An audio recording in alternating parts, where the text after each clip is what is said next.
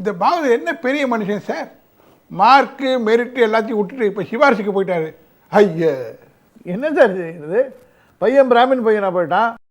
System reservation system, அதில் அவனுக்கு இடம் கிடையாது. 70% ரிசர்வ்டு சீட்ஸே போய்டுறது. பாக்கி 30 இன்னும் வெவ்வேறு கேட்டகிரிலாம் வேறு இருக்குது. பிராமினுக்கு இடம் இல்லைன்னு ஆயிப்போச்சே. அதனால் அவனுக்கு சிபாரிசுக்கு தேடி போகிறான். அந்த காலத்தில் பிராமின்ஸ் மட்டும்தான் படிக்கணும், மற்றவங்க படிக்கக்கூடாது இருந்துச்சு. உங்கள் மனு தர்மம் அதான் சொல்லிச்சு. அதனால தான் இதெல்லாம் வந்துச்சுன்னு. சார், மனு தர்மத்தையே சரியாக புரிஞ்சிக்காதவங்க பேசுகிற பேச்சு இல்லை. இல்லை புரிஞ்சுக்கிட்டு புரிஞ்சிக்காத மாதிரி பாவனை பண்ணுறவங்க பேசுகிற பேச்சு இது. மனு தர்மத்தில் என்ன சொல்லியிருக்கு? மொத்தம் 4 வர்ணங்கள். அதில் 3 வர்ணங்களை சார்ந்தவர்கள், அதாவது பிராமணன், க்ஷத்ரியன், வைசியன், இந்த 3 வர்ணங்களை சார்ந்தவர்கள் வேதம் படிக்கலாம் இல்லை படிக்கணும் அப்படின்னு மனு தர்மத்தில் சொல்லியிருக்காங்க. 4வது வர்ணத்தை சார்ந்தவர்கள் படிக்கக்கூடாதுன்னு இருக்குது. ஆனால் மற்ற கிராஃப்ட்ஸ் எல்லாம், மற்ற ஆர்ட்ஸ் எல்லாம், மற்ற சயின்ஸ் எல்லாம், மேத்தமேட்டிக்ஸ், சயின்ஸ், ஆர்ட்ஸ், கிராஃப்ட்ஸ், வர்த்தகம், இது எதுவாக இருந்தாலும் மற்றவங்க எல்லோரும் படிக்கலாம். அதில் ரெஸ்ட்ரிக்ஷன் கிடையாது. பட் பிராமணன் அந்த தொழிலுக்கெல்லாம் போகக்கூடாது, தெரிஞ்சுக்கலாமே மொழி அந்த தொழில் செய்யக்கூடாது. வேறு the others can practice all those things. இதில் 3 வர்ணங்களை சார்ந்தவர்கள் வேதம் கற்கலாம் என்று இருந்தாலும் அதில் ஒரு சின்ன விஷயம் இருக்குது. கற்றுக்கொள்ளுதல், ஓதுதல், கற்பித்தல் 3 பிராமணன் செய்யலாம். 4வது வர்ணத்தை சார்ந்தவன் வேதம் படிக்கக்கூடாதுன்னா அதில் கூட ஒரு முரண்பாடு வரும். ஏன்னா மனு தர்மத்திலேயே ஒன்று வருது.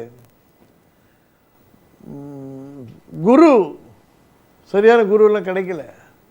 அந்த சமயத்தில் 4வது வர்ணத்தை சார்ந்தவனிடம் சென்று வேதம் கற்கலாம் அப்படின்னா என்ன வருது? 4வது வர்ணத்தவனுக்கு வேதம் தெரிந்திருந்தால்தான் அவனை இது கற்பிக்க முடியும்.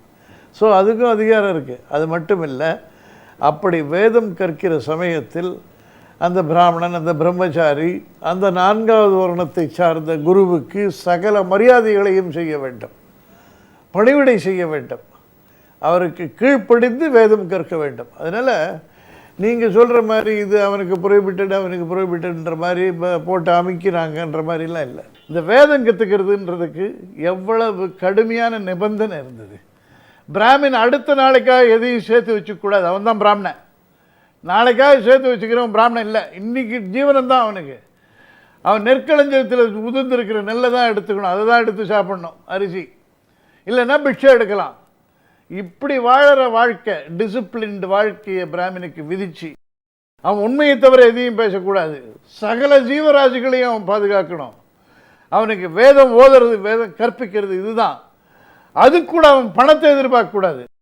கிடைச்சதை வச்சுக்கிட்டு அன்னன்னைக்கு வாழ்க்கையை ஓட்டலாம். இவ்வளவு கடுமையான நிபந்தனை அந்த பிராமனுக்கு அன்றைக்கி விதிக்கப்பட்டது வேதம் கற்றுக்கிறதுக்காக. இன்றைக்கி ரிசர்வேஷன் சிஸ்டமில் என்னாச்சு? நீ எப்படி ஒன்றாலும் என்ன ஒன்றாலும் மார்க் வாங்கிக்கோ, உனக்கு சீட் ஷூர். நீ காலேஜில் சேர்ந்தீங்கன்னா அப்புறம் வேலை ஷூர், நீ வேலையில் சேர்ந்தீங்கன்னா அப்புறம் ப்ரொமோஷன் ஷூர். இதில் மெரிட்டுக்கே இடம் இல்லை. வேற அங்கே என்னாச்சு? அப்பேற்பட்ட டிசிப்ளினை வச்சான் பிராமினுக்கு. அதுவும் இல்லாமல் நீங்கள் மற்றவெல்லாம் எதுவும் படிக்கக்கூடாதுன்றீங்களே, பிராமின் தான் மற்ற விஷயத்துக்கெல்லாம் போகக்கூடாது, மற்றவங்க எல்லாத்தையும் படிக்கலாம் எக்ஸப்ட் வேதம்னு இருந்தது. இதில் என்ன பெரிய தப்பு வந்துடுது? சரி, வேதத்தை கற்றுக்கிட்டேன், பிராமின் மாதிரி வாழறதுக்கு எத்தனை பேர் ரெடியாக இருந்திருப்பான்? அடுத்த நாள் சேர்த்து வச்சுக்கூடாது சார். அந்த லைஃப்பை வாழறதுக்கு எத்தனை பேர் ரெடி? இன்றைக்கி ஒரு நாள் இருக்கலாம், நாளைக்கு என்னன்றது உனக்கு தெரியக்கூடாது.